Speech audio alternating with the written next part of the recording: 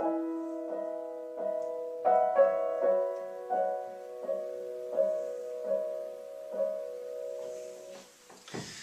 Lux Aeterna is the last movement of the Lazarus Requiem, and in every sense it's a culmination of the work.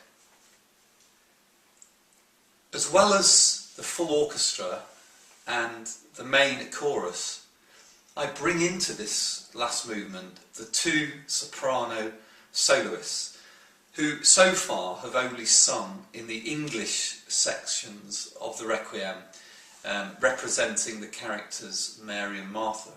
But here in the last movement of the work I decide to bring them out of that world into the world of the Latin Requiem text.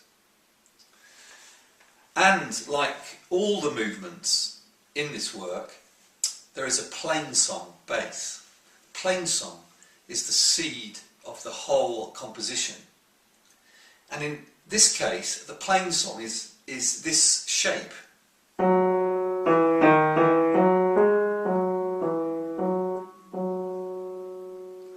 I take that and I make it into a melody for the soprano soloist.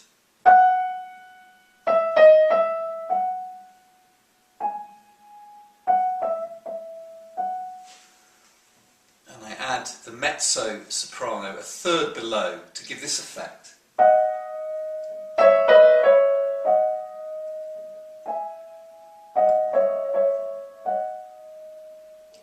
And then in the orchestra I decide to highlight the harp, which has been such an important instrument throughout the whole work, but here, for the first time in one of the Latin movements, it plays all on its own.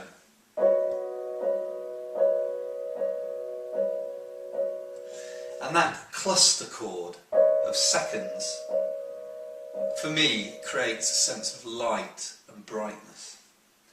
So the soprano soloist and the mezzo soprano soloist introduce the Lux Aeterna, then the chorus take it up, first just the sopranos and altos, and then the full choir.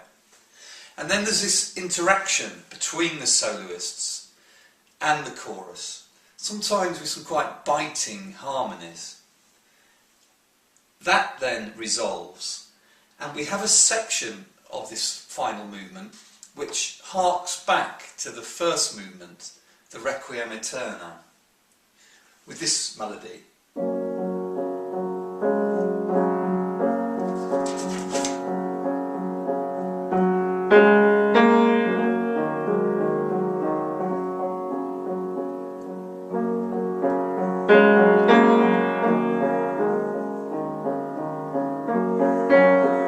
And on it goes. And over that, the choir sing a kind of a descant, which again harkens back to the first movement.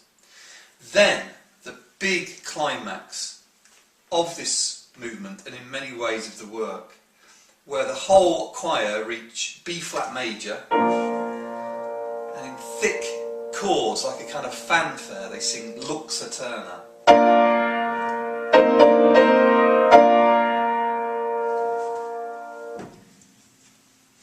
Climax grows and grows, and then we have the kind of the point of the major climax itself, where the top soprano reaches a C, this C, and there's a suspension with the mezzo soprano, and those suspensions are like a chain that carry on, and gradually die. And the choir is left singing the words, Cum sanctis tuis in aeternam, quia pius est. Quia pius est, who is full of pity. Christ, full of pity, offers this final resolution to death. And at that moment, the music returns to the opening key, the key of the elegy from the start of the work, E major.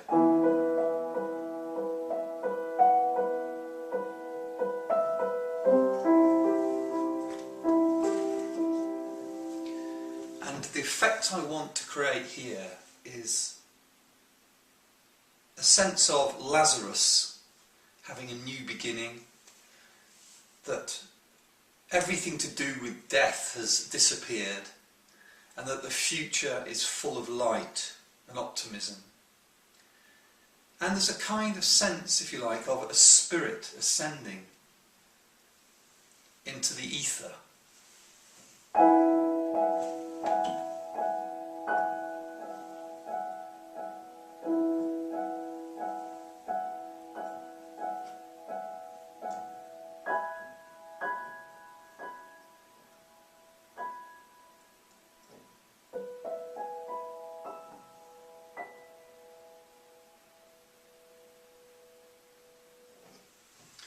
And that's the end of the Lux Aeterna, and it's the end of the Lazarus Requiem.